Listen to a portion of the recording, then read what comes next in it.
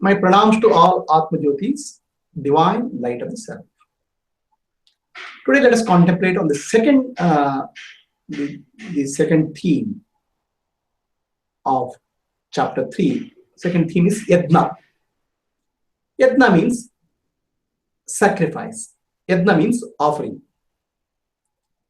We have seen people performing Yajna, a fire worship, where people offer rice, ghee, and many other offerings.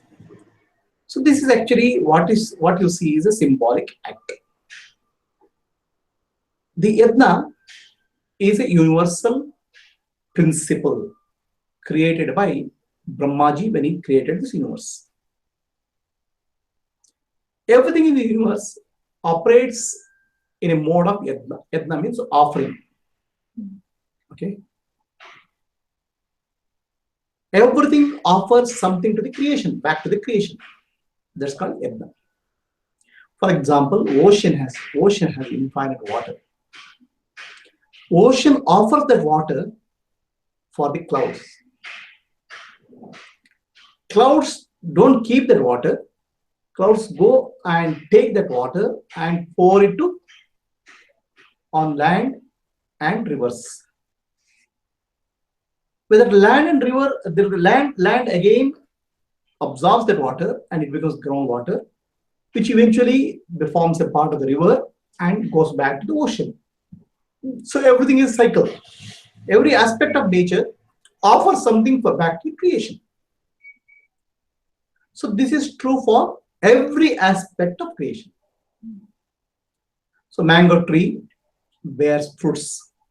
The fruits are offered back to the creation. The wind blows, okay, giving life to all living beings, offering its service. So service is a way of life. Service is the natural law of the universe. Okay, and this natural law is called Yajna. When we violate this natural law, then we are violating the fundamental principle of the universe. When we act only for selfish reason, we commit sin because we are violating the universal principle. We have to act with an attitude of service. That's why there are 5 prescribed yajnas to be performed by every human being. What are those 5 yajnas? Or they are called Pancha Maha Yajnas. They are called Deva Yajna, Pitra Yajna, Manusha Yajna, Bhuta Yajna, and Rishi Yajna. The universe has so much to offer to us. We offer something back to the universe as in gratitude. And this process is called Yajna. So Deva Yajna means the divine beings. Okay. Divine beings who are responsible for the operation of the universe in an orderly way. For example, Devatas, some of the Devatas are responsible for timely rains.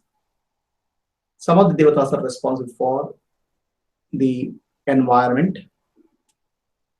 So when we do puja and offering to these Devatas as gratitude, we are doing Yajna. It's called Deva Yajna. Our gratitude, offering of our gratitude to the Supreme Being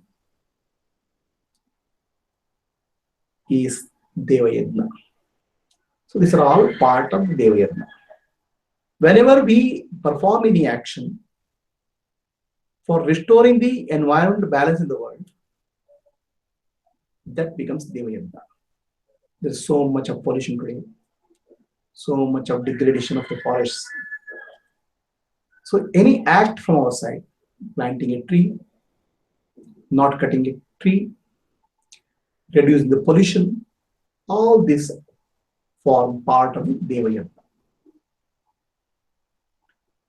So then second Yajna is called Pitra Yajna. Pitra means ancestors. Pitra means senior citizens. Offering our gratitude to the Pitras or ancestors by respecting them, by helping them to lead their life comfortably is part of Pitriyam. As a person becomes old, he develops certain amount of wisdom.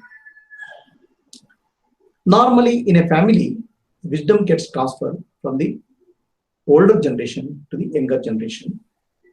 So, in a earlier three generations used to live together: grandparents, children, and grandchildren. Parents used to go for work. Grandchildren used to listen to the grandparents. The wisdom used to get transferred directly in the form of stories, in the form of the wisdom. Now that system has collapsed for whatever reason. So any action you do in terms of teaching children the wisdom, spiritual wisdom of the earlier generation is a part of Pitriyam. If you don't do that, the children will not find the children's life will be in difficulty. The wisdom has to be transferred from generation to generation. So any act of yours in teaching children the ancient wisdom is also part of Pitriyam. Then there is Bhutayadna. Bhuta means all living beings. We are dependent, our life is dependent on so many living beings.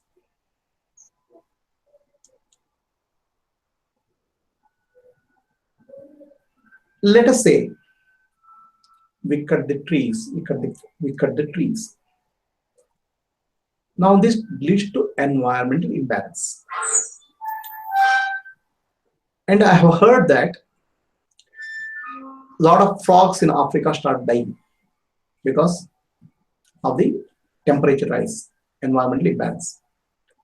When frogs die, the frogs feed on insects. There's nobody to kill the insects. Some of the insects migrate to the cities. And these insects carry virus, and the virus spreads to human beings. Right? The natural ecosystem is very, very closely depend on each other. If there are snakes, there will be no rats. Okay, snake is as much required part of our life. So destroying the environment, destroying the animals, killing the animals, and causing harm to animals in some way eventually harm ourselves. People who are violent to animals, how can they be loving and compassionate to fellow human beings? So acts of compassion, acts of love to animals is called Bhutayadna. Try to feed a little bit to dogs, birds, cow. When you prepare food every day, keep a small portion of that food for feeding the animals. Perform acts of love and compassion to animals wherever is possible. And this is called Bhutayadna. The animals will be thankful to you. When we construct a house, typically many trees are cut. When the civilization expands, when the roads are constructed, many trees are cut and destroyed. Forest is destroyed. In the process, we are dislocating a lot of living beings for our growth. 21st century or 20th century has been very, very damaging for animal life. Millions and millions of animal species have become endangered or disappear from Earth. The amount of violence we perpetuate on animals is unimaginable. Let us learn how to be compassionate to living beings. That's called Bhutiyatna. Then there is Manushya. Manushya means human beings. Any acts of compassion, love to fellow human beings is called Manushya. Help somebody in need, bring joy to somebody without expecting anything. This is called Manushya. Then finally, Rishi Yadna is there.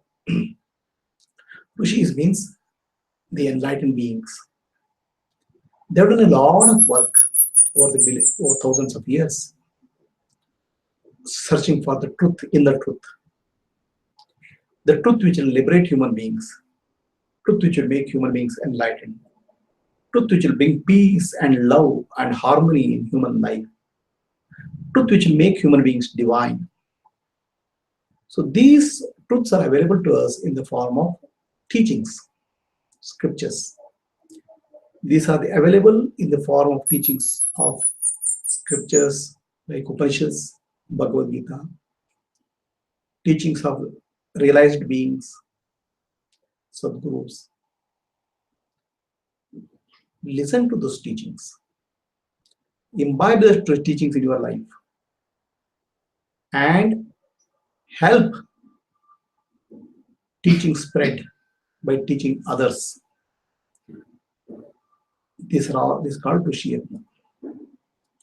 So all these are respecting our Creator.